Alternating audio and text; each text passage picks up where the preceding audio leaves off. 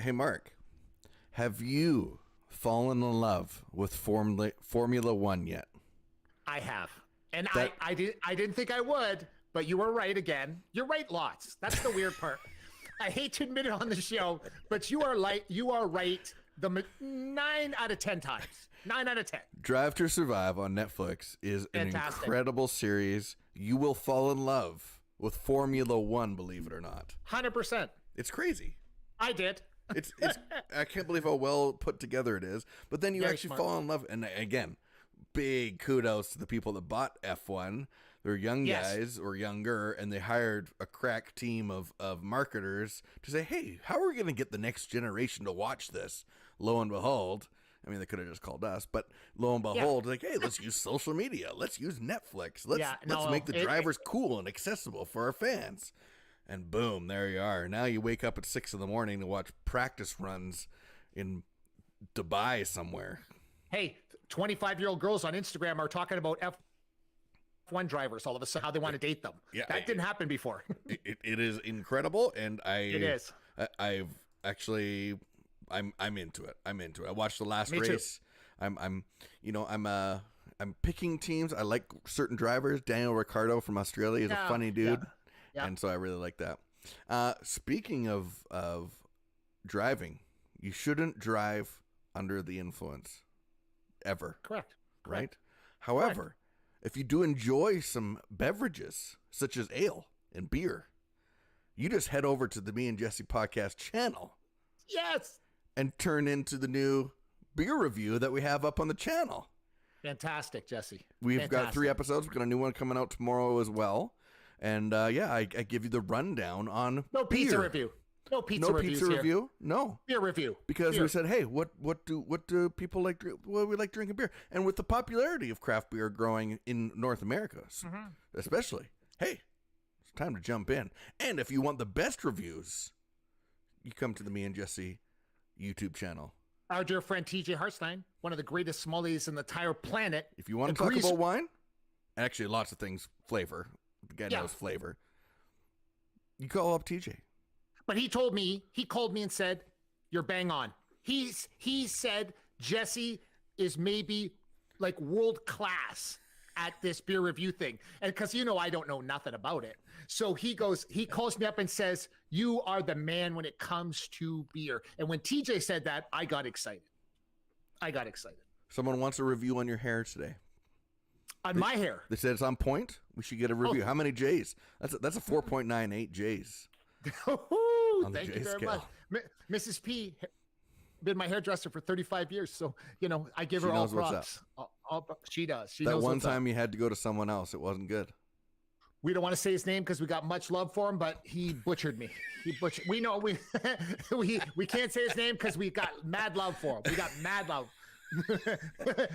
we got mad love for him. We do. We really do. Well, we have another great show. Obviously, if you haven't been around, hey, check out Windermere and Hampton Market Boston Pizzas. Head on in there. Say hi to Terry, the owner, for us. And get the pizza. Get the pierogi pizza. It's a spicy one, but you might Doesn't sound like it makes sense, but apparently it does. It makes sense. Believe me. It makes sense. Yeah. And really, anything pierogi, you just think about sour cream and cheese and bacon. You can't go wrong. Hey, we got a really cool guest on today. We do. Listen, I'm excited because it's our very first female guest on the Me and Jesse podcast. And there's such a story behind this person because I've done so much research. And I'm so excited because she's a fellow Scorpio. Okay. So that's a good thing. Is it? I'm not sure. But she has a major flaw. Uh-oh. Major flaw. I think I know it too. Well, she'll bring it up on the show, I'm sure. Probably. It's those pesky Toronto Maple Leafs. So that's the only thing that her and I won't get along with. There's not many people that have been perfect, is there? She's this close. Very close. She's this close. I didn't say no one could be close. People she was close. She's close. She's close. But you usually got a flaw or two in there. She can't help it. She was. We're trolling her when she can't defend herself yet, which I guess is how we do it. It's our show. She's super intelligent too, right? So I better do it now. She might come after your hair. Although I did already give it a 4.98. She's super intelligent. and I appreciate that. I really do. And hey, no problem. When we come back after this break, we'll be joined by Carolyn Szwed. We'll see you right next in the next couple minutes on the Me and Jesse podcast. Get ready. It's time for the Me and Jesse podcast with Mark Pavelich and Jesse Martineau.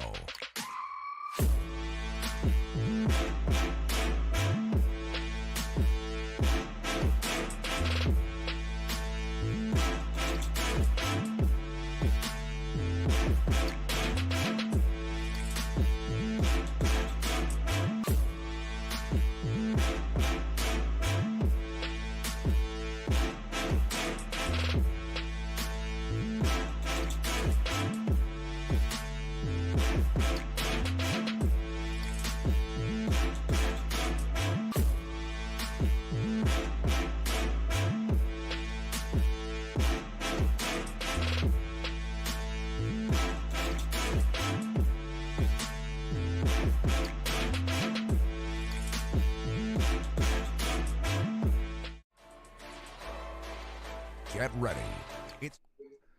Welcome back, everybody, to the Me and Jesse podcast. We are joined right now by Carolyn Szwed. Carolyn, how you doing? I'm good, boys. How are you? Hey, fantastic. Can't complain. Fantastic. It's a beautiful day. I was out playing pickleball this morning, although it was -1 when I started. Do you even know what pickleball is? I do. And so you guys are here in Edmonton, right? Yes. Yeah.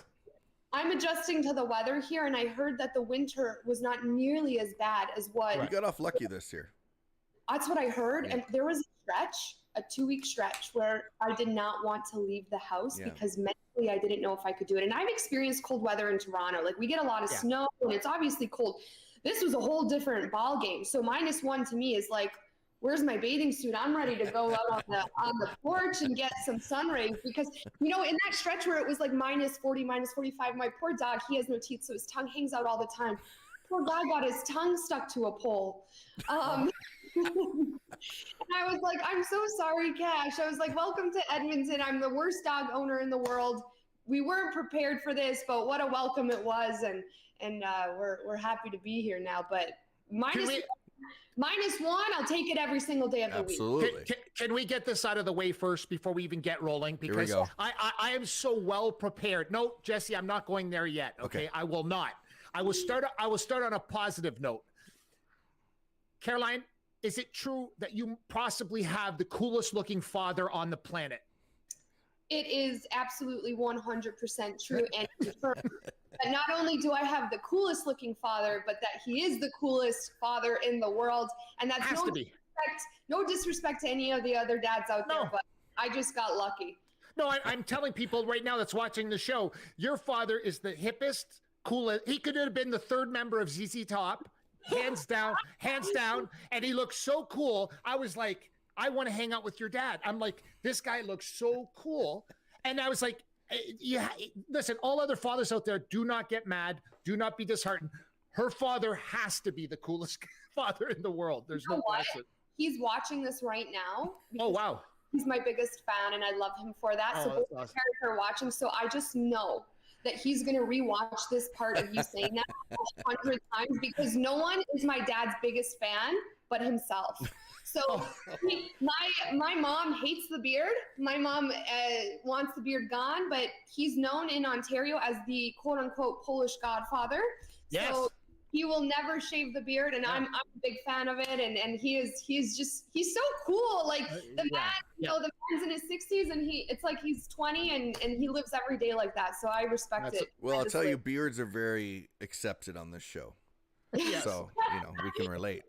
It's awesome. I love beards. Why not, right? You only live once. If I could grow facial hair, I'd probably do it, right? No, absolutely not. Well, there you go. Okay, Caroline, can I bring this up, though? Can I get this out of the way, too? Because this is a sticking point with me, because I think we are connected in a weird way, because you're a Scorpio, I'm a Scorpio. I'm from Ontario, you're from Ontario. But we have a huge problem. You're a Leaf fan. And I despise, there's no other sport organization in the world that I despise more than the Toronto Maple Leafs. I mean, since I was a child, I can't stand Toronto, and I know you're a beloved Leaf fan, and tell me why you are. Okay, so this is hilarious. Mark, you had me at Scorpio. I'm like, okay, we're all best friends because Scorpio to me are the best sign. We're crazy, but we're loyal, and don't mess with us, but we love you, right?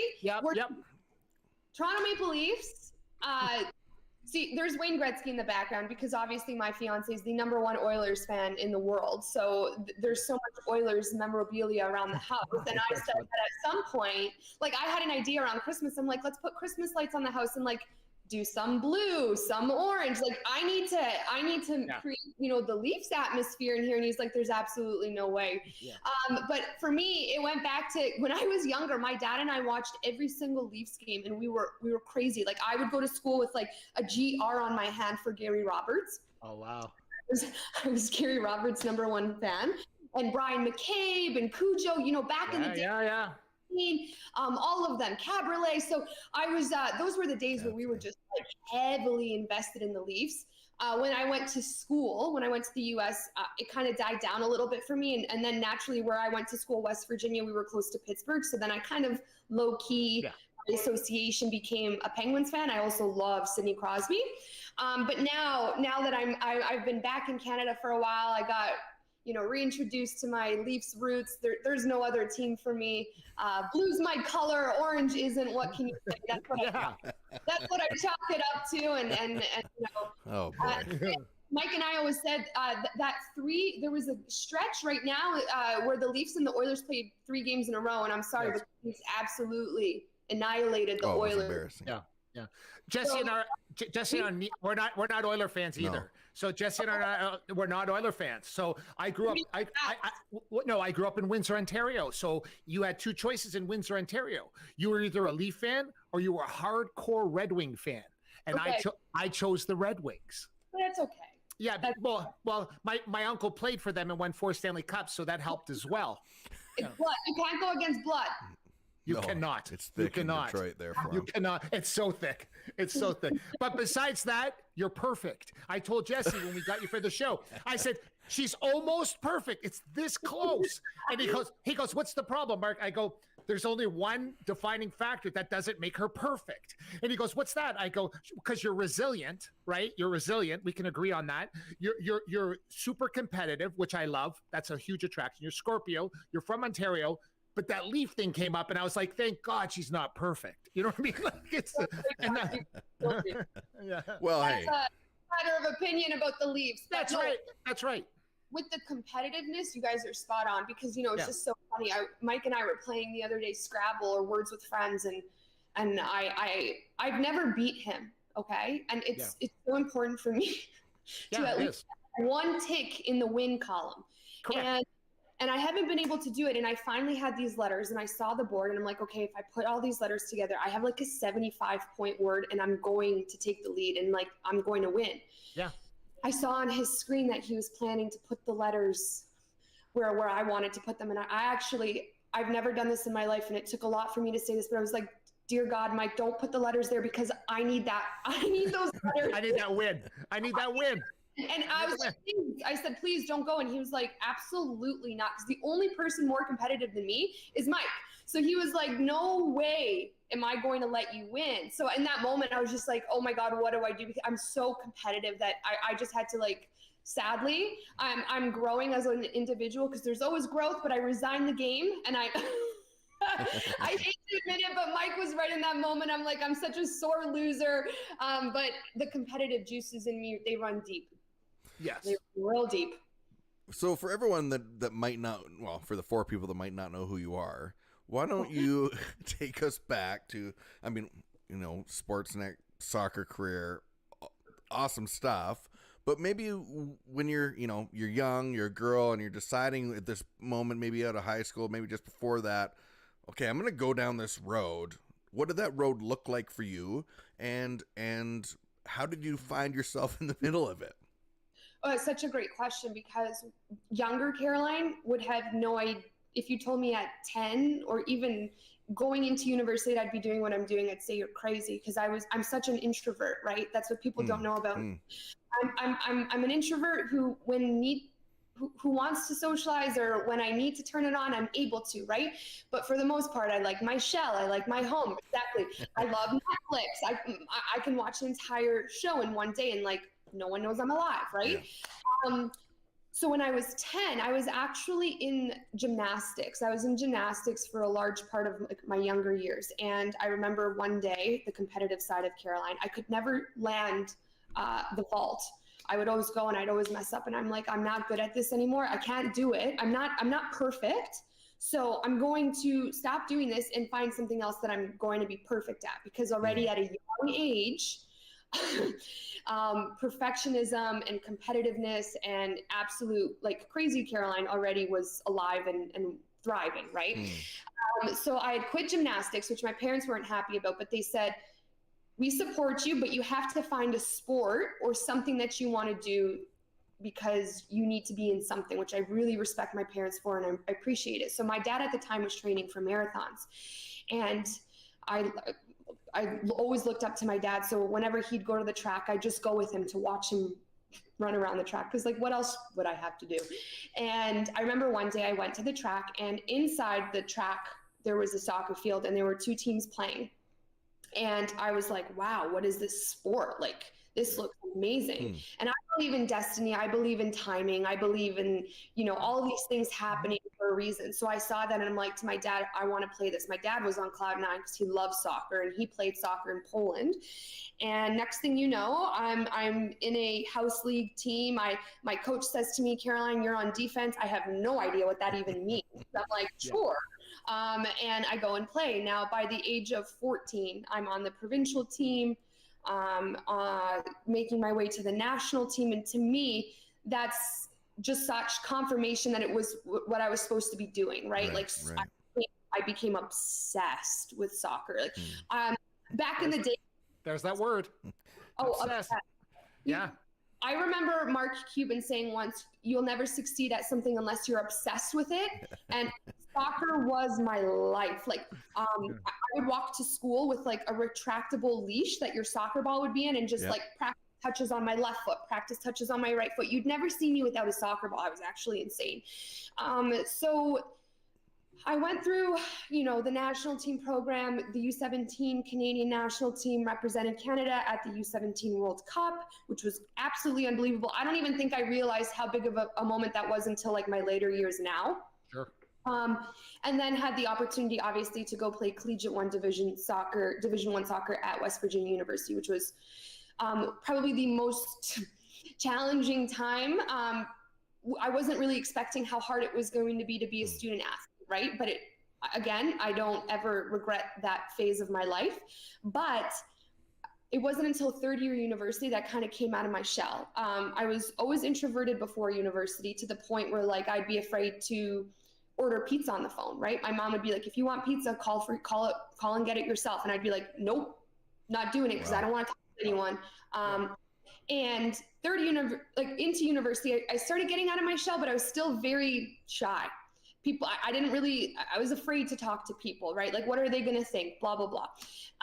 And it wasn't until my knee surgeries that I was like, okay, I might never play soccer again. I might not be able to do what I've done for day in, day out, multiple times a day for like the last decade of my life. And that scared me. So I was like, how do I stay in sports if this is what happens? And I was like, come to Jesus moment. I'm like, I'm going to be a TV broadcaster. I'm going to be a sports reporter. And everyone's like, you don't talk to people. And I was just like, nope, this is what I wanted to do. Ended up getting my master's in journalism, never ended up coming back from my knee surgeries. And now all of a sudden, propelled me almost into the next phase of my life at that time of understanding people have a story, wanting to talk to people about their story, still being an introvert, but like loving talking to people. And really, was there a gap? Was there a gap there though? There's a gap. There's a gap. There has to be, because if you're using the words that I use. I was in business with Mark Cuban for 6 years. Yeah, I was. Right. So the word obsessive, I was always obsessed. But what I noticed about what you're saying right now, there's a gap that I want people to know about. And unless I read your story wrong, and unless my research is incorrect, which I highly doubt it is, there had to be a morning between you getting injured and going into broadcasting, we're missing this jump. And I think there was a mourning process because anybody that's obsessed playing like you were playing, you had to have some form of like, it's like a death. Okay. It's like a death. And I want to know how long that mourning process was between never playing, sitting in West Virginia in the stands. And I want to know from there to going to broadcasting, how long it took you, maybe weeks, years to get over it, not playing soccer again. Please tell me. It's such a great question. And you know what? Right when you ask me that, I can feel myself getting emotional and my heart. Of course. Which makes me, I'm very intuitive. You Scorpios know, right? Correct. When that happens, it's like, I still haven't fully healed from that, right? Of course. What people don't understand who haven't played athletes identify themselves as an athlete. When people would ask me, who are you? I'd say a soccer player. I wouldn't say a daughter or now a fiance, or I would say a soccer player. Correct. And kind of going back to my knee injuries, I had a big surgery. So the cartilage in my knee was gone. So I had bone on bone and a massive hole in my knee. So they had to take off. So they went in, they took a little bit of the cartilage that I had left, grew it in a lab, took off my kneecap, and then reimplanted the cartilage. Finished, yeah. Now the surgeons were like, you're going to be out for 1.5 years. So I had to redshirt my senior year of collegiate soccer. And they're like, so not a lot of people come back from this. But to me, that wasn't even an option. I'm like, I'm going into Rio Olympic Games camps for Team Canada. I'm going to come back from this and I'm going to prove everyone wrong because I want to be the first to do it. And I'm not done. Like my soccer career isn't done. Like this is who I am. And I remember coming back way too quickly. And about a week before preseason, I really hurt it badly in like pickup at school. And I remember being like, something is very wrong, but I didn't accept it. So then I go into preseason and I can't run. I'm like running, but on my right leg, I'm on my tippy toes almost. Like I can't kick. And my coach pulls me aside and she's like, what's wrong? And I'm like, nothing. I couldn't admit it to myself. Then it got to a point where I couldn't do it anymore. And, we tried getting injections, we tried rest, nothing was working. So then I went in for a scope and the surgeon was like, your cartilage didn't heal properly. It's flapped over. So you're not going to, like, he pulled my mom aside when I was still coming to, and he was like, you have to tell her that she will never play again. Yeah. And when I tell you, and I think this is why my car accident was so hard for me, because in that moment, like I felt extremely blindsided, right? Like part of me, it's funny because as much as it was an option that I might not come back, no part of my brain, because I'm so impossible. Yeah. I'm so determined to coming back, rehab 3 times a day, underwater treadmill, spinning classes, whatever I could do to get back. It wasn't an option. That when my mom told me that, it broke my heart. I went through, and this was the first time I was introduced to depression. First time, I've always said that I've had anxiety, but I think that comes with like high pressure situations. Being an athlete, soccer in school, right? You're always going to have stress. This was different. This was depression. This was anxiety. This was being blindsided. And what I always tell my people that I talk to is, I didn't associate, you had a career-ending injury because it was out of your control. I associated it as you failed. You didn't listen to your body. You didn't listen to your body when you were supposed to. You didn't do enough, even though I did everything I possibly could have. You did something wrong that now screwed up your entire life. And now you talk about a death. Who is Caroline without soccer? Yeah. And, I haven't ever really said this to the public, but, I went through an eating disorder. I went through depression. Yeah. I went through night terrors. These are things that I'd never dealt. I never had problems eating. I used to eat McDonald's 6 times a week, especially after games, right? Like I was the number 1 VIP customer at McDonald's. But when I started talking to someone about it, they were like, because it's something so big happened out of your control, your mind wanted to control something. Yeah, absolutely. And that for me in that moment was food. But Caroline, but you know what I'm noticing though, is like, yes, you suffered from all these things. Yes, you were going down all these places. But in my vision, I think you're going to be the role model for every young girl to explain to them how to get through it.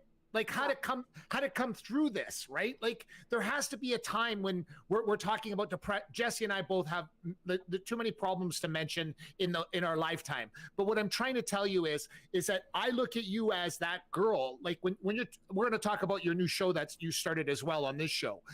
And what I'm saying is if you're in the best position of all to explain to girls and not just girls, everyone, how to get through this. And don't you think that that's more important on the grand scheme of things? Instead, like we got to get to the point of going, well, yes, we have depression. Yes, we have anxiety. Yes, we have all these things, but we have to come up with solutions to get people through this once and for all.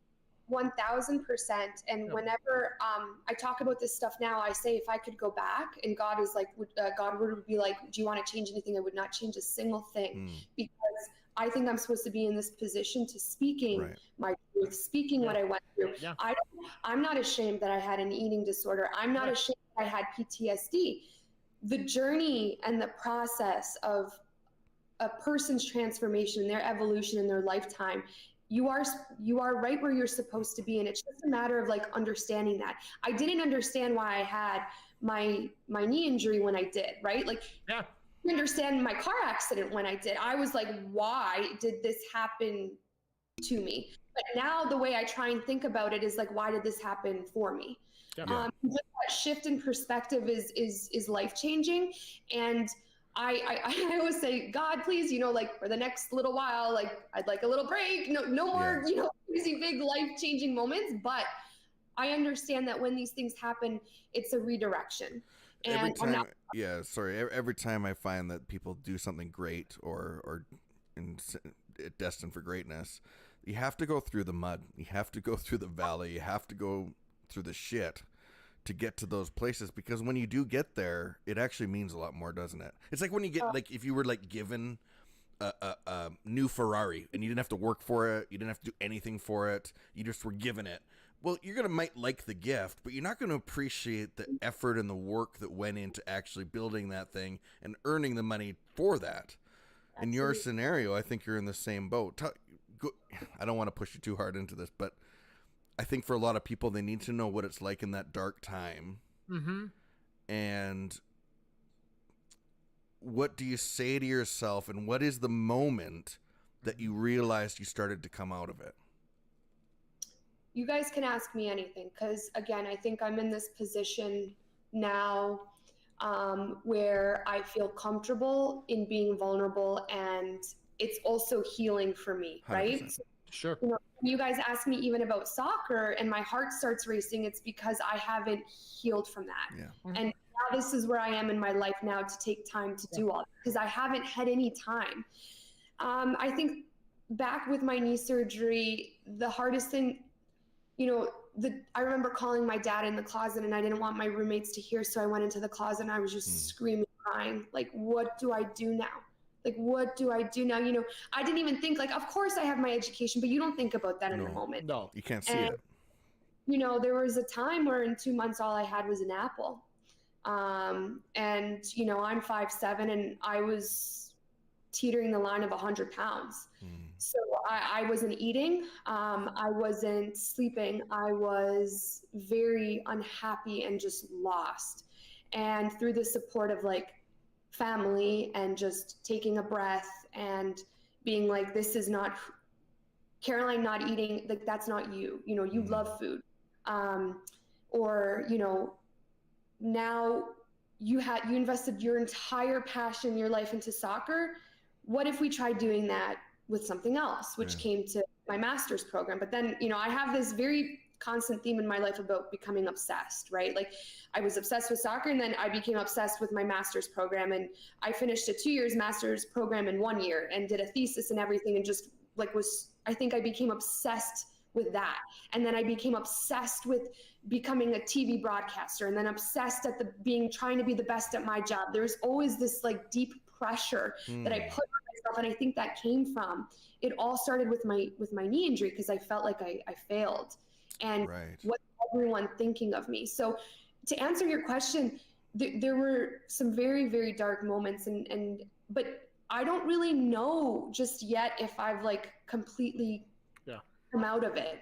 Yeah. And this is why I'm doing what I'm doing now, because it's time that I start living my life, not for people or my job or Instagram or whatever, but like for me, because I've been not unhappy for so long, but I've been under such pressure for so long that has come from me, and I can't do it anymore. You know, like I'm at that place.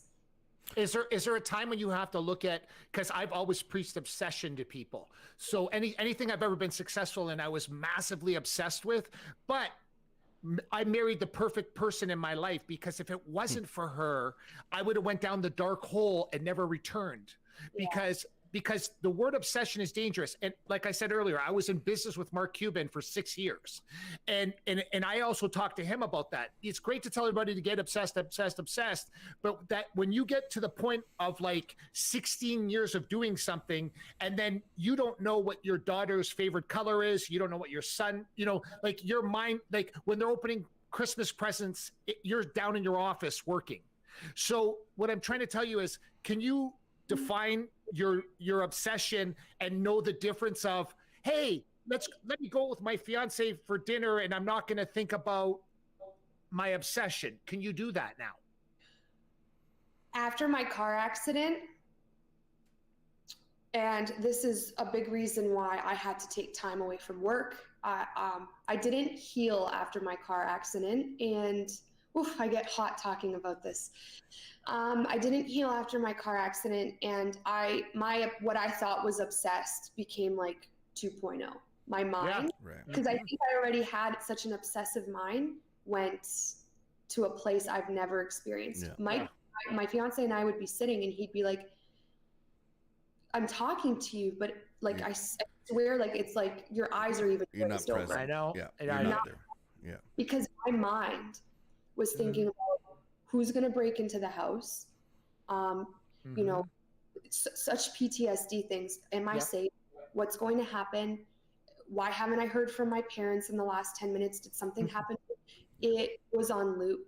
And for a solid year, and this was, so my accident was at the end of 2019. This really started to happen mid-2020, because I didn't take care of it right after my accident. I had to step away from my life, the busyness of my life, because I was like, if I don't take care of these obsessive thoughts, which are the scariest things I've ever had in my life, I'm going to ruin my life.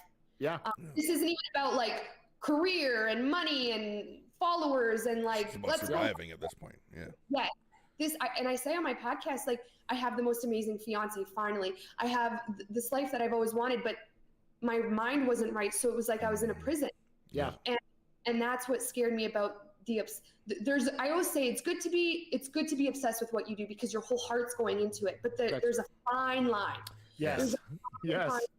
And I really went on to the other side of it, and it scared me, where your mind can go and what it can make you believe, and how it can cripple you. And I didn't know how to manage that anymore. And this was like Mike, you talk about, Mark finding, your better half.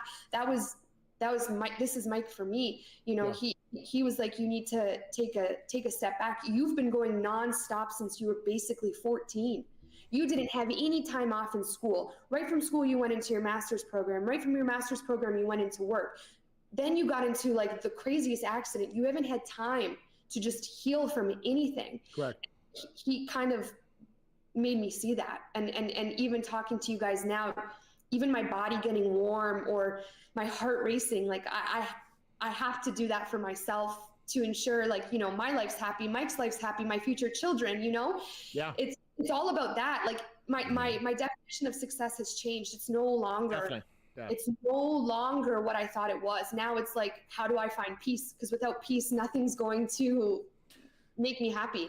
Write that down, everybody at home. Write that down, everybody, what she just said at home. That's the key that you'll take out of this today. I guarantee you what she just said. Write it down, tattoo it on your forehead, and look in the mirror. And I'm not joking. It is so important what you just said. We had to stop, because that's something that people, what you just said, the number one thing they forget over and over again. And I'm telling you, that is key.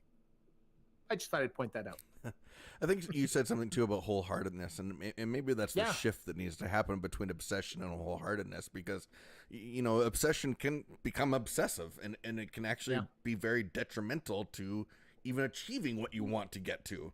But wholeheartedness is different. But I mean, people don't really understand what that means. They just think you're weird. But wholeheartedness to me has always been something good, because I know when my heart is in something or not, and I really know. And then sometimes what happens to me is that obsessive gene will kick in and say, well, your heart should be in this. And you try to force or ram it down your own throat that this is what you should be. And it isn't really the angle you should be on.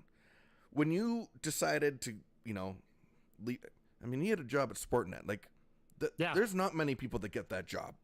Yeah. When you decide now, okay, I'm not going to do this. I'm glad you're asking that, because I was too chicken to ask. Just so you know, Jesse, I was too chicken. That's not on my sheets today. I was gonna bypass that and go into like other softer things. Well, but I'm glad. I'm just letting you know, Jesse. She's opening herself up, but now she said we could ask anything. So here we go. Thank you, Jesse. But you know, this is something that I want to know, because, you know, it, like, if people watching, like, that isn't a little thing. Like, you achieved something massive. No. Like, that is a great achievement for you.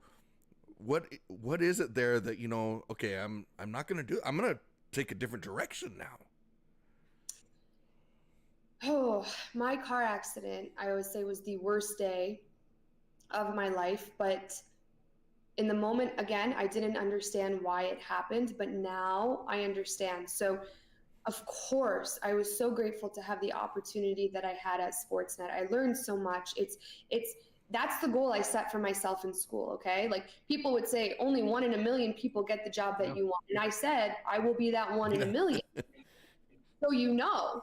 So I worked so hard, became obsessed, and got it. So for the first year, a couple years, this was Caroline. But what I started doing again, what I did with soccer, was attaching identity to work. Yeah. And this is what started happening. Once I started really getting into my spirituality, really understanding what it was that made me happy, certain things didn't register the same way they did a year ago when I first got that job, right? Mm-hmm. So I remember at the beginning of 2019, it was the busiest stretch I've ever had with work. And I remember walking, I didn't share this on my podcast. I was thinking about it today. I was like, I remember walking to work and being like, this can't be what the rest of my life looks like. I'm not happy. But I was almost guilty. Yeah. Because I'm so lucky to have the job that I have. We're mutual luck, right? Like, I'm so grateful to have the job that I have. You know, I work with amazing people, and this platform that I've been given, it's so amazing, but I don't feel like I'm doing what I'm supposed to be doing at a soul level. And I think that's where things really started to shift in me, because Carol as a human being started to evolve. And then when the accident happened, that's when shit really started to change. Yeah. Because in that moment, I was like, my life could have ended.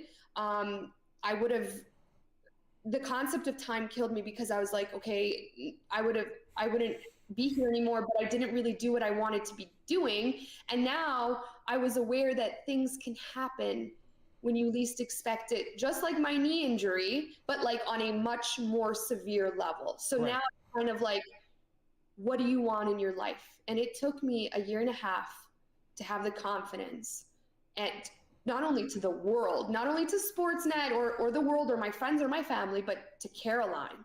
Yeah. To be, you're going to walk away from the #1 sports media brand in the nation because it's no longer fulfilling. And that's not saying anything against anyone in the industry, right? Like, their journey is very different than mine. It's just, that's not what was for me anymore. And I always say I got to talk to some of the most incredible athletes in the world, but not about the things that I wanted to talk to them about. Yeah. Or you know, I want to start using my platform for different reasons. And I kind of want to control my narrative.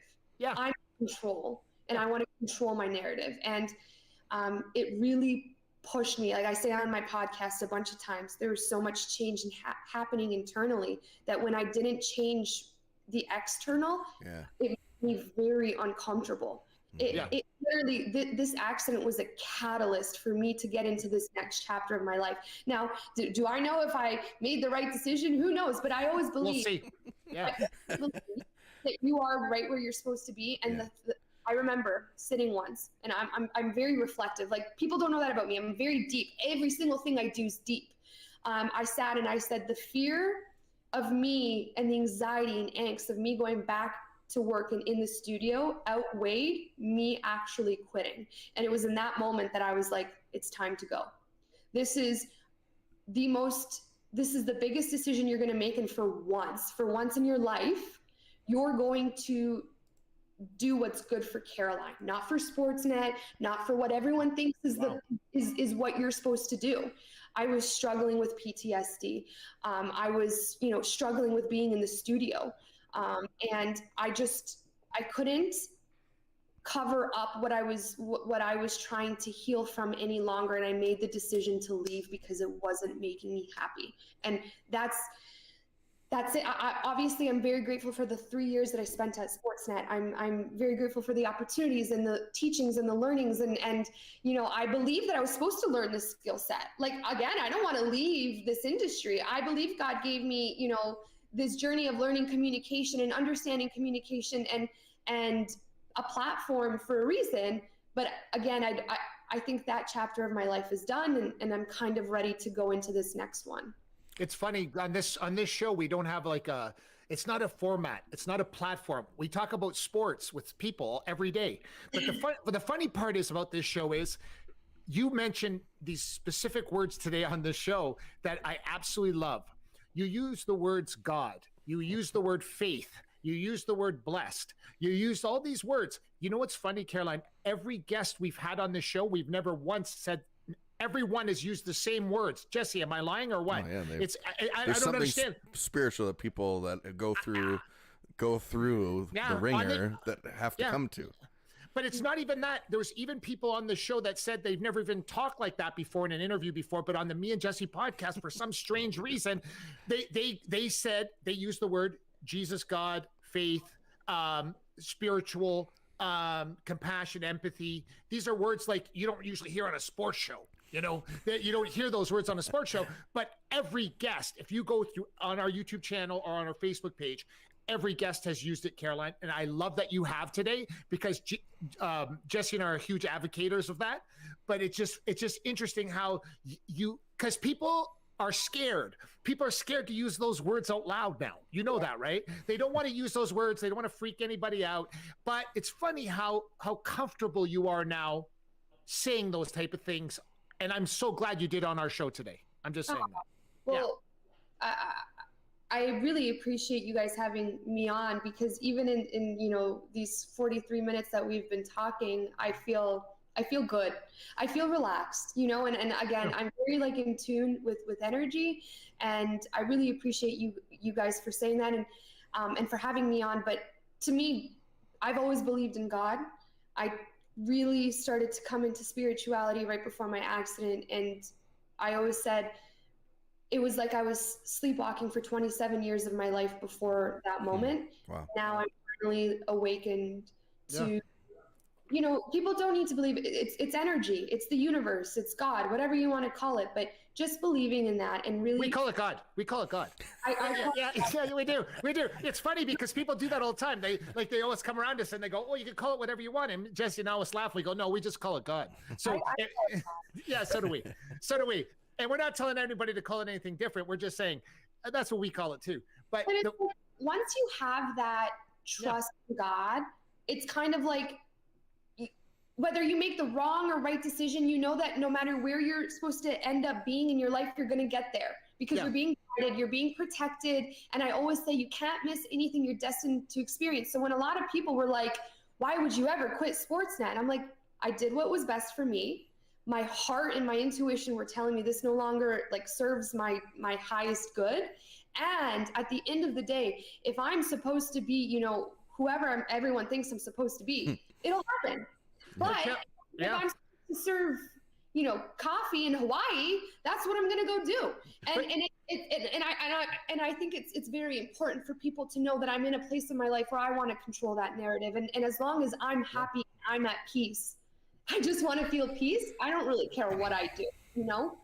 Yeah, and I think that's maturity, because you really can get lost in, and I can imagine what was going through your head at the time with people thinking what other people would think if you left that job, or like, what were they going to say about me? What are they going to say about me, like, doing this? Like, I can imagine all the things, but the maturity is really actually something that is, I feel, lacking today in a lot of people, because we're unwilling to make those tough choices. But really, maturity does come from making the tough choices, even ones that seem a little outside of the box from what people would find normal. And so, you know, I really appreciate that when you're going through that, you know, when you have a spiritual awakening, so to speak, you leave Toronto, you come to Edmonton now. Welcome to Edmonton. I'm not originally from here either. Neither is Mark. None of us are. Listen, don't start talking shit. Don't insinuate and even remotely start talking shit about Edmonton. I would be in Kelowna in a heartbeat. Because this is a great city, and Caroline, you're a fabric of this city now. And I'm telling you, once you embrace it like I did 25 years ago, I'm telling you, the people here are the best, and I'm not joking. So one thing I'd love to say, because Jesse, I completely, like, I think that I love the way you use spiritual awakening. That's what happened to me before my accident. I always tell people I had a spiritual awakening, and it almost weirdly prepared me for my accident. When I think of the timing of my life and those moments, that was perfectly aligned with my accident, and then kind of I needed that to propel myself into this next chapter. It's crazy, because right after my accident, I said to my mom, I want to sell my condo. I don't know. And I want to get the hell out of Ontario. Nothing against Ontario. I love Ontario. Your parents still live there. They still live there. Yeah. But I was like, this doesn't feel like home to me anymore. But like, how do I do that? How do I quit my job? Like, what do I do? Blah, blah, blah. But so it took me time. But then I met Mike, and we took a trip. Like, I came to see him here in Edmonton, and I felt so at peace. I felt so at home. The sun shines till freaking 10 p.m. Crazy. Yeah. The bunnies are the size of, I thought, the one dogs. Yeah. I was like, oh my God, is there a wolf? And it was like a bunny just everywhere. And I'm just like, this is where I'm supposed to be. Like, it's quiet, it's peaceful. It's there, you know, it's not a rat race, which I've been so caught up in my last years of my life, that I have really learn to love Edmonton, and let me tell you about the people here. And again, nothing against everyone in Toronto. I love Toronto, but it's different. It's like slower pace, and the people are so kind, and the sun shines, and you know, we can do without the winters here, but I feel very at home, and I feel very where I'm supposed to be on a spiritual level. Like, this is like, it grounds me being here. Yeah, I mean, I remember when I moved here from Vancouver Island, it was 6 months I was driving home from the city, and I was like, this is home. This feels this feels like home. It's weird how people, and a lot of people I've talked to about Edmonton, that's the kind of the revelation they come to, is like, whoa, this is home. And it does have that. There is something still. I mean, Edmonton's, you know, it's 1 million people, but it still has almost the small town vibe in it a bit, where it's like, we still genuinely care. There's always, you know, driving around the Anthony Henry gets annoying, but I'm sure it's not like Ontario highways, right? Oh my God. Mike one day was like, this is traffic. I'm like, traffic? Yeah, it's not traffic. Not traffic. I was in Vancouver a long time too, and it was like, you know, no, that's traffic. Like, this ain't traffic. I haven't been back to Ontario once. I think one time in 25 years. And I have friends back there, and they're like, Mark, when are you coming? And I'm like, that ain't happening. You know, if you guys want to come here, I'll fly you guys here, but I'm not going there. I don't want to go there. I don't want nothing to do with it. And my parents live in Windsor still, and it's like they come here for Christmas, and I'm like, you know, I have no interest whatsoever to ever go back there. This is my home, and I'm telling you, I came here 25 years ago. My wife's from Montreal. It took her 5 years to amalgamate to Edmonton because she's used to the bougie Montreal lifestyle. and then when she came here, now she's probably laughing right now because she's watching the show too, I bet. But what I'm trying to say to people is once you find the river valleys and you find the trails and you meet the people and there's so many people in the city that stand out to me, and I can name them all. There's 50 of them, but they're so iconic in this city. There's just something very, very special about it. And everybody that comes here says the same thing. They do. No, so now, Carolyn, you've made it here to Edmonton. Now you're on the next phase of your journey, which is you've started another show because you said you didn't want to leave the industry so much, so to speak, but you feel that there's a platform now, and we can obviously, anyone that's been watching this for the last 50 minutes knows that you have a platform to speak from life experience, overcoming and really being an overcomer, because that's what you are. So now you decide, hey, I want to kind of share this a bit with other people. Tell us about your show. Tell us about what you want to see happen there. Okay, so I started a show, podcast, YouTube channel, just a platform. I'd like to call it a space called Szwed Talk, because I kind of wanted it to sound like TED Talk. The goal of this, so I've always known since I was a little girl, looking at my parents who immigrated to Canada from communist Poland, that you see their life now and you look at them now, you would never know their journey, right? Because they're very successful and they've worked for every single thing that they've had, and they've created this beautiful life for themselves and their children, but alone. They didn't have anyone here helping them. And I'm always like, I look at my mom and dad and I'm like, people don't know your story, and I wish they did, because it's so inspirational, so incredible, right? So then as I continue to live my life and go through all these life journeys and experiences, I'm like, I have a story that people don't know about, because all they see is like perfect makeup, dress, hair, whatever, Caroline in the studio, that they don't think that I've gone through anything, which is fine because people are quick to do that these days, right? Sure. So always really, telling stories has always really resonated with me. Like, I want to share people's journeys. And I've wanted to do this for a very long time. And again, this car accident is kind of what like pushed me to finally have the confidence and courage and main word vulnerability to do so, right? Because you're basically putting your whole self out there. I quit Sportsnet, a really good paying job and glam and whatever, to like not having any money and just like my podcast, right? So it's taken me a lot of courage, but the thing that I've learned to do is kind of detach the outcome to things, right? Like for obsessive Caroline's trying to grow, right? Don't be obsessed with the outcome, don't attach it, because Szwed Talk could go somewhere that you didn't even think of, right? Like, do not worry about that. Just do it in the moment, tell people stories. And for me, Szwed talks about digging a little deeper, uncovering, maybe life-changing moments, but also really maybe some really funny moments that people might have. So we've done a few episodes. Mine was the first one, which was released today. We have an amazing episode coming up next week with Julie Weiss from Rejuvenator, who's this powerhouse woman, nurse injector, just absolutely incredible. And then Ryan Ford the week after, who's his story, I can't wait for everyone to hear it, and a few things that he says. This is just, when I'm doing these interviews, I can't say I've ever felt this way when I was doing the interviews in the past. Right. Because now I feel like I'm reaching very, very important conversations and that people are going to resonate with, right? So this is kind of my next journey, talking to people, telling their stories. I have this incredible team with me here in Edmonton who's helping me get this all done, which is God sent, and just the most incredible support system. And for me, I think at this moment in my life, where everything has always been in the past about money and security and,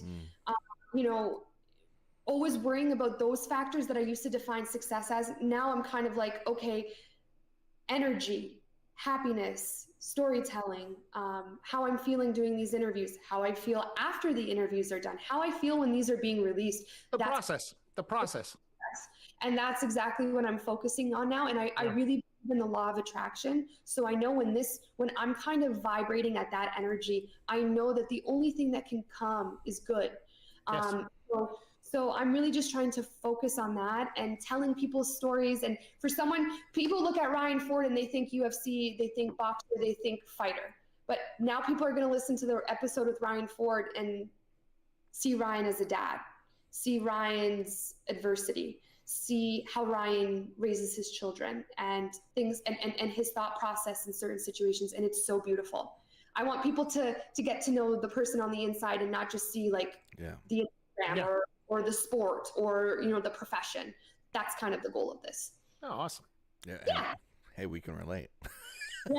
Yeah. And in all honesty, there needs to be more of it, because you see, we're used to watching Sportsnet and TSN. You talk 2 seconds about a game, and you're like, oh, how was that? And then you analyze it for 40 minutes, but you don't know where that guy goes home to. You don't know where that girl goes home to at the end of the game. You don't know, it's the same, raising their kids. You don't know what they're Jesse, it's the same thing that we were talking about earlier, though. We can only have certain types of guests on this show, Caroline. We can't have, and listen, I can say it out loud. Like, people can get mad all they want, and I've said it. We can't have current hockey players on this show in the NHL. We've had a million of them want to be on this show. Could you imagine talking 60 minutes? And I'm not going to say any names, but can you imagine anybody? Can you name one player in the NHL that could be on the show? But they're older. But they're older or they're retired. We've had NHL guys on the show. Well, we've trained people to be a certain way, haven't we? We've trained people to show this deep. Yeah. But people are this deep. And so, we've trained to skim off the surface, and this is what we sell on Instagram. This is what we sell on the internet. This is what we sell on TV. Mm-hmm. But really, there's a whole lot more that makes up the genetic makeup of a person. And that's called their story and their life, and how they that small gap where they did played sports, while it's impacting on their life, there's a whole bunch of stuff around it that we want to get to. Yeah, because the aftermath of you, Caroline, is you stopped playing soccer basically at West Virginia, and now what you're doing in your life now has surpassed your sports career. You know what I'm saying? Like, and the way I see it is, I see Szwed talk, and if you don't use the hashtag Shredalicious, I'm so mad. I'm gonna snap. Like, here's the Szwed talk. Watch it, but then you have to have Shredalicious as the hashtag. I'm gonna be furious. Okay, you have to starting immediately. And I'm telling you, like, listen, when I said it, people were like cracking off to me on Twitter when I said that you have the ability to be the next Oprah Winfrey, and people are like, Mark, how can you say that? And I'm like, listen, you morons. This is why I can say it. I have the ability to know talent. Everybody can attest to that. I train guys that fought in the UFC. I've done all kinds of things like this. It's weird how he can pick people out that. But listen, if I say I don't even want to tell my resume, because when I say it, it sounds like I'm bragging. But I don't want to tell you my resume. But I can go anywhere and tell. No, yes, yes, no, no, yes. And I didn't have to say that. And my wife said, do you really think so, Mark? And I go, yep, I know so.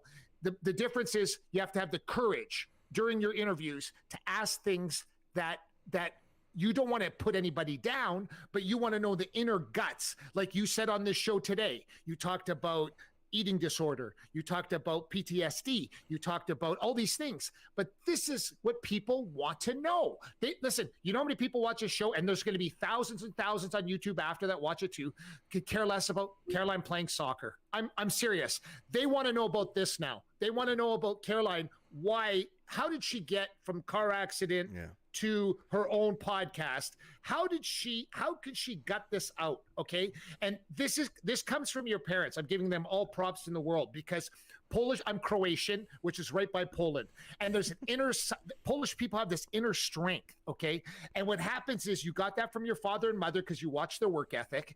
And then what happened is now you're bringing that to your podcast. So when I'm imploring people to watch your podcast every episode. And you know what's funny too, Caroline? Now that you're part of our family, we're going to share your stuff always. And I don't mean just today. I don't mean tomorrow. I mean, you're going to be like, these people are crazy, man. Like, this is like Marcus. Christmas. 2022, 2023, and we're still showing this episode because that's how it's going to go down. And listen, talk is so cheap. You'll just see for yourself, because once you committed to be on this podcast, it's like the mafia. You're with us forever.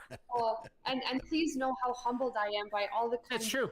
And again, there are certain things I've said on this podcast that I haven't ever shared with the public, and I wouldn't have done that if I didn't feel comfortable. Or weirdly, I know people, I don't want people to think I'm just saying this because I'm live, but it's weirdly family. And I think that, again, not to get super deep, but I am a deep person. I'm not going to apologize for being deep.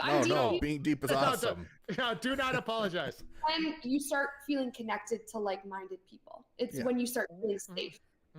And that's something that's huge to me. Even when I do in interviews, if you can connect to someone like that, that's when you guys are able to get the innermost vulnerable parts out of Caroline. So thank you so much for creating that space for me, because again, when you guys asked these questions, my heart was racing, and I'm intuitive enough to know that, Caroline, speak about it, because until you start speaking about it, you're not going to heal. You're not, until you start accepting it, you're not going to heal. So 100%. You have not only given me, an hour of your day and this chance to talk about everything, but also something that's much more important to me. And that's, starting to, just get back to my life and really appreciate you both for just really holding that space for me. So thank you.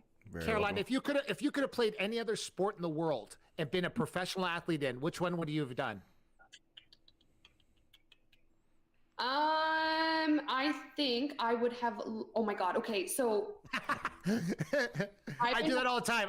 These are things that go in my head, and I'm like, I have to ask that question. I want to know. Is it weird for me to say I want to be Lewis Hamilton? No. I just got now. Mark watching Drive to Survive. I'm on it now. Well, at the beginning of COVID, I watched the F1 in 2 days, both seasons. On that. There's 3 now. Yes, so on that, because I got Mike into it, and I'm obsessed. For me, my dad's always watched that, right? But when I really started getting into the Netflix series is when I really started to respect the sport. I'm like, me now, when I watch it, I'm like, this is the most difficult sport in the world because of the focus, the mental preparation, the physical preparation that they have to do, how competitive. You don't have a teammate. Your teammate's, again, your worst enemy. It's crazy. Crazy. From a mental standpoint as an athlete, what a grueling time it must be to be in that sport and to always feel like you can get kicked out at any time. Oh my gosh. And Lewis Hamilton, to me, I love Daniel Ricciardo. I think that's my guy. I love him. But Lewis Hamilton, every time I'm watching with Mike, I'm like, man, that guy's always on the podium. That guy's literally shattered everything. There won't be Michael Schumacher. It will be Lewis Hamilton there. Hamilton, well. So I think that if I could have done anything, I would be. I was the first woman on this show. I'd be the first woman racing beside Daniel Ricciardo and Lewis Hamilton. That's awesome. That's great. That is awesome. Caroline, before we let you go, how do we find you? How do people find your channel? Tell us all that cool stuff. You guys are sweet. I'm Caroline Szwed on Instagram and Caroline _ Szwed on Twitter, and then Szwed Talk on Instagram and YouTube. And you guys can find my podcast on Apple and Spotify at the moment. And if you guys want to watch it, all the episodes will be on YouTube as well. Thank you, guys. Using the hashtag Shredalicious. Hashtag Shredalicious. If you guys want to keep up with all content, just Caroline, it's been a great honor and a privilege to have you on. Wow. Thank you so much for coming and being vulnerable because yes. Being vulnerable is something that we find extremely valuable, and we're very thankful that you were able to open up that way and felt comfortable and safe enough to do so. And so that's also a great compliment for Mark and myself as well, and we really appreciate that. So thank you for doing that. Thank you for joining us. Everybody tune in and watch the show. Obviously there's more and more of what she's talking about. Christmas time, part two. Okay. With Caroline. We'll come back, we'll check in, and we'll see what's going on. Part two coming with Caroline. Doing Scorpio season. Yes, November, yes. There you go. Where do I fit? I'm a Cancer. Where do I fit in this whole mix? I see my Mike's a Cancer, and I think that you guys are the most incredible sign. Like literally the nicest people I've ever met in my life. So ta-da. But, those are still number one, but like, if I to do with anyone, it's a Cancer. And my wife's typing as fast as she can right now on Facebook, going Virgo, Virgo, Virgo. Me too. Shout out to all the zodiac signs, but we'll do part 2. We'll do part 2 in Scorpio season because November 18th, I think your birthday is. So we'll do it, and I'm on the 8th. So somewhere between there, we're gonna do it, and it's gonna be part 2 with Caroline. Everybody, so tune in. Thank you guys so much. I hope it's not too soon to say love you guys, and no. you again very much for just being the best, and I really appreciate all the kind words and for your time. So thank you. Thank you so much. We'll see you soon. Bye. Awesome. All right, everybody. That was Caroline Szwed. Yeah. First female guest on the Me and Jesse podcast. Awesome. Yeah, fantastic. We need to have more. Yes, we do. And hey, how weird is that? The whole F1 thing. Listen, you started that whole trend with everybody. I was like F1, and I was like, is that for old people? And then I started watching the series, and I'm like, oh my god! And my team Mercedes, oh my god, they're so good. Well, yes, they are the 7-time world champions, soon to be 8. So yeah, correct. They will until one day they're gonna fall apart soon. I think Lewis Hamilton's got a couple years left, then he's gonna retire. We'll see. He's got too much other stuff going. He wants to have a family, and he's 35, I think. But let's not forget this though. June 18th. On Fight TV, yes. one of the new sponsors of the Me and Jesse podcast, Elite Boxing Championships, the undisputed king of the featherweights, Santoro versus Milet, June 18th on Fight TV. Everybody, listen, this event's coming close to Edmonton, but there's going to be no fans, right? And it's going to be live on Fight TV. Yes. What else? Oh, I'm getting excited. What else is happening? I do believe that me and Mr. Jesse Martineau will be commentating this actual event. Now, I don't know about you, but Fight TV is never going to be better than this day. It's going to be good. Elite Championship Boxing on Fight TV, June 18th. I'm super excited about this. Obviously, I love combat sports. Not as much as Mark, but I'm going to try my best. I think I'll do the play-by-play, and then Mark's going to bring in the awesome analysis of what happened. The Robin Black-esque of what took place during the fight. And I'm really excited about that. That's June 18th. Everybody can tune in to Fight Network. We'll talk about that for the next few months until that happens. Also, don't forget, check out Boston Pizza, Windermere and Hampton Market. You can go say hi to the owner, Terry, there. And the staff is incredible. Yes. I've been to the locations, and I'm not joking. They had no clue who I was until Terry introduced me to everybody. The staff was incredible. Awesome. His staff at Boston Pizza, bar none, top shelf, A+, all the way 5 stars. Boston Pizza, Windermere and Hampton Marketplace. And I'm telling you, Terry, I don't know how he did it because people struggle with service in this town. Yep, but they do. He found them. Well, that's great too, and also too, all the COVID precautions are in place, so you don't have to worry about it. You can just go and head down there. That's right. And watch the game, right. So without worrying about anything either. That's right. Well, next week. Short fuse, baby. Short fuse. Boy. Short fuse coming to the Me and Jesse podcast. I just put that up on the screen. Sorry, guys. Did you? I put up my file folder system. I clicked the wrong button, so I was putting up Short Fuse's name here. There it is. Next week, Ed Herman is joining us live. That's going to be John Wayne of the UFC. The John Wayne of the UFC. People thought he was done. People said it was over. Mistake. No, he ain't done yet. And me and Short Fuse are connected. Me and Short Fuse have a long What do they call him, Short Fuse? Well, he's got a short temper. His temper. He's like pop, pop, pop, pop. We'll ask him. We'll get clarification on that for sure. Yeah, man. Tune in. But that's next week on the Me and Jesse podcast. You can find us on Facebook, facebook.com/Me and Jesse. You can find us on YouTube, youtube.com/Me and Jesse. Make sure you hit Beer that review. subscribe button. And yes, check out the new it's like a new playlist there with the beer reviews. We'll have a new one come out tomorrow as well. And I talk about beer and all things beer. And you can go in and try the beers I like and see if you like them. You know what's funny about that? TJ calls me and he says, Mark, this is the best beer in the world. The last one that you just talked about. What's my favorite beer? So tell everybody the name of the beer. Well, it's called the Duchess de Bourgogne. It's from Belgium. Okay, so Disneyland of beers. So I say I'm gonna go get this beer. Oh boy! And you know what TJ says to me? can you imagine this? You know what like he basically, for the first time in his life, he calmly basically told me I'm a peon and a gypsy, but he didn't say it in that light. But he said, it's the best beer in the world, Mark. And I agree with Jesse. And I said, I'm going to go buy a bunch of it and put it in my freezer, my cooler, and I'm going to try it. And he says, it's not for you, Mark. And I said, well, what does that mean? And he goes, you won't like it. And I go, but you and Jesse have different palates than me? And he goes, yes. And I said, TJ, I started laughing my ass off. I said, he said, no, you cannot, Mark, this beer is not Mark, for you. Mark, when I put that up, Mark thought, like, when I put pictures, I have pictures of manure and barns and stuff. He thought I was joking, and I'm not joking. Yeah. So it is one of those things.